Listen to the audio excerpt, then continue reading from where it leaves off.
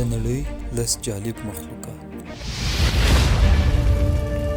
السلام علیکم، زیم سمیم زلان او تاسو ګورئ زلان یوټیوب چینل. که څه هم موږ په نړۍ کې اشرف المخلوقات یو، خو د دې ترڅنګ حیوانات او حشرات هم زموږ په نړۍ کې مهم رول لوبوي. او د دې ترڅنګ الله تعالی چې زموږ په نړۍ کې کوم مخلوقات پیدا کړي دا زموږ او زموږ د نړۍ په ګټه پیدا کړي.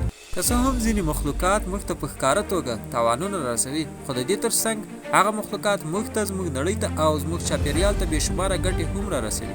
نو راځئ چې په نړۍ کې د هغو مخلوقاتو معلومات ترلاسه کړو چې په نړۍ کې جالبه دي، او د دوی په هکله د معلومات ترلاسه کولو وروسته انسان ګوته په غاښ پاتې شي. په نړۍ کې د الله تعالی د مخلوقاتو څخه یو داسې مرغه هم شته چې خپلو بچو ته شودې ورکوي. دا مرغه د ورځې بیده وي، خو د شپې راوځي او د خپل رزق په تلاش کې ګرځي. موږ او تاسو دا مرغه د اسمان سلوکې په نامو پیژنو. د دې ترڅنګ په نړۍ کې یو داسې حیوان هم شته چې زمری ځان ځینې ګوري، او کله چې زمري ته په مخه ورشي زمری منډه ځینې وهي. د دې حیوان په بدن غټې غټې ازغنې ستنې راشنې وي، او کله چې دښمن یعنی زمری یا هم داسې بل حیوان په مخه ورشي دی له دغه ستنو څخه استفاده کوي او هغه حیوان په ولي تر څو هغه حیوان منډه کړي او دی وژغورل شي. دا حیوان موږ د سکون په نامو پیژنو. په نړۍ کې قسم قسم حیوانات شته، خو د دې ترڅنګ ځینې داسې حیوانات هم شته چې په رنګونو کې توپیر نشي کولی. دغه حیوان ته د نړۍ ټول رنګونه په تور او سپین رنګ کې ښکاري. دی دا فکر کوي چې په نړۍ کې ټول رنګونه یوازې تور او سپین دي، په داسې حال کې چې دلته زرغون، سور، هر رنګه رنګونه شته، خو دلته یوازې تور او سپین رنګونه ښکاري. د دغه له جملې څخه یو ټپوس دی چې د رنګونو توپیر نشي کولی، او یو هم شادو یعنی بیزو ده چې د رنګونو توپیر نشي کولی. د نړۍ ټول رنګونه ورته تور او سپین رنګ ښکاري. تناوکښ چې موږ تاسو یې ټول پیژنو، آیا خبر یاست په دغو کې یو داسې قسم هم شته چې 30 کاله ژوند لري؟ دا د تناوکښانو د هغو نسلونو څخه دی چې د افریقا په ځنګلونو کې اوسیږي، او هر تناوکښ یې 30 کاله ژوند لري. آیا خبر یاست بیزو یعنی شادو د 2 دماغونو څخه استفاده کوي، یعنی په سر کې 2 دماغه وي.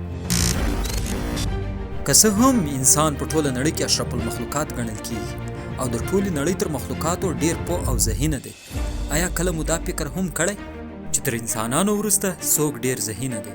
که تاسو په دې هکله معلومات نه لرئ نو موږ به درته ووایو. تر انسانانو وروسته په ټوله نړۍ کې یو کب دی چې د ډولفین په نامه پیژندل کیږي. هغه د نړۍ د نورو حیواناتو په پرتله ډیره پوهه لري. دا کبان په بحر هند او په بحر اوقیانوس کې اوسیږي.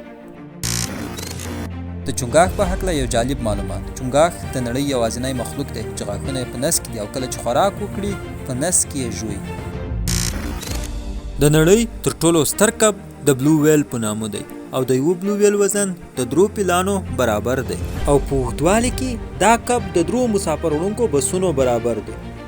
خو یوې خبرې ته باید ستاسو فکر وي چې موږ انسانان د سمندر یوازې په 5% اوبو باندې حال لرو. نو له دې څخه معلومیږي چې زموږ په 5% سمندر کې دومره غټ غټ کبان شتون لري. نو آیا په 95% سمندر کې به څومره غټ غټ مخلوقات شتون لري؟ په دې باندې یو الله خبر دی. زموږ ټکنالوژي دا تر اوسه پورې تر دا حاله نه ده رسېدلې چې موږ په 95% سمندر باندې ممال ترلاسه کړو. آیا خبر یاست په نړۍ کې یو داسې کب هم شته چې 2 زړونه لري؟ او د دې کب یو بل ځانګړی خاصیت دا دی چې کله د جسم یوه برخه پرې شي، هغه برخه بیرته هغه رنګه جوړه سي لکه څنګه سي تر پرې کېدلو د مخه. د بیلګې په توګه د موږ د انسانانو سي د یو چا لاس پرې سي هغه خو بیرته نه راځي، خو د دې کب کې دا خاصیت شته چې د جسم هره برخه پرې سي هغه بیرته هغه رنګه راشي. ساینسپوهان د دې کب د وینې په سیلز باندې کار کوي تر څو یو داسې درمل جوړ کړي چې هغه کسان چې د جسم یو برخه یې د لاسه ورکړي هغه د دې درملو د لارې برته ورغوي. کله چې باران وي مرغان د ځان ژغورلو په پار په ونو کې یا په ځنګلونو کې پناه اخلي، مګر عقاب یعنی باز د ځان ژغورلو په پار په وریځو کې یا په وریځو برسیره پرواز کوي.